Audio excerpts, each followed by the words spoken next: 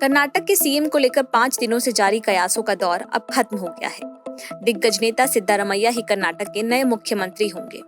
वो 20 मई को सीएम पद की शपथ ले सकते हैं। ऐसा पहली बार नहीं हुआ जब सिद्धारमैया अपने प्रतिद्वंदियों से 20 साबित हुए हों। 2013 में कांग्रेस की जीत के बाद सीएम पद के लिए मल्लिकार्जुन खड़गे और सिद्धारमैया के बीच जबरदस्त खींचतान हुई थी, लेकिन आखिरकार जीत का सेहरा सिद्धारमैया के सिर ही बंधा था। ऐसे में सवाल उठना लाजमी है कि आखिर वो कौन सा फॉर्मूला है जिसकी वजह से कांग्रेस आलाकमान को एक बार फिर सिद्धारमैया के आगे झुकना पड़ा। इस सवाल का जवाब छिपा है लगभग 19 साल पहले बने एक समीकरण में। तब सिद्धारमैया जेडीएस में हुआ करते थे। 2004 के विधानसभा चुनाव में कर्नाटक में किसी को पूर्ण बहुमत नहीं मिला। तब कांग्रेस और जेडीएस ने मिलकर सरकार बनाई थी।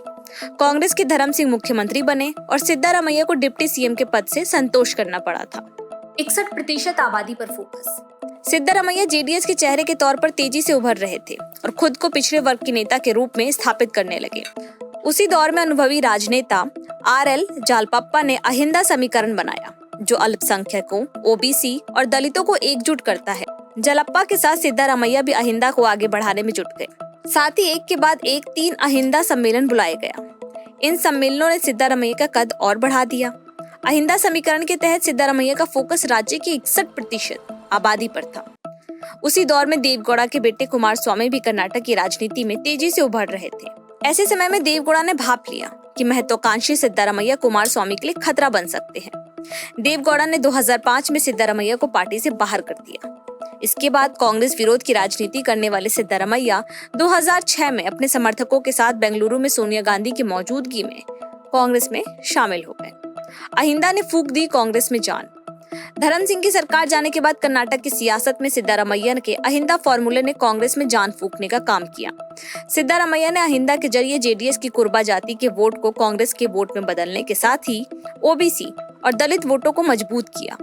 इससे कांग्रेस में सिद्धारमैया का कद काफी बढ़ गया।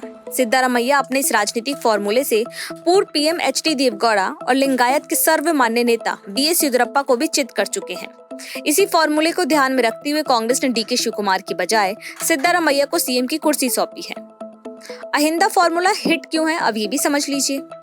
बीजेपी के लिंगायत ब्राह्मण और जेडीएस की वोकालिगा वोट बैंक के मुकाबले अहिंदा की आबादी अधिक है।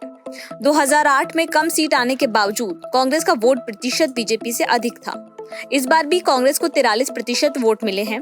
माना जा रहा है कि सिद्धारमैया के अहिंदा फॉर्मूले की वजह से ही कांग्रेस को इस बार 5% वोट ज्यादा मिले हैं, जिसकी वजह से पार्टी 224 में से 135 सीटों पर जीत दर्ज करने में कामयाब रही है और सिद्धारमैया एक बार फिर सीएम की कुर्सी तक पहुंच गए हैं।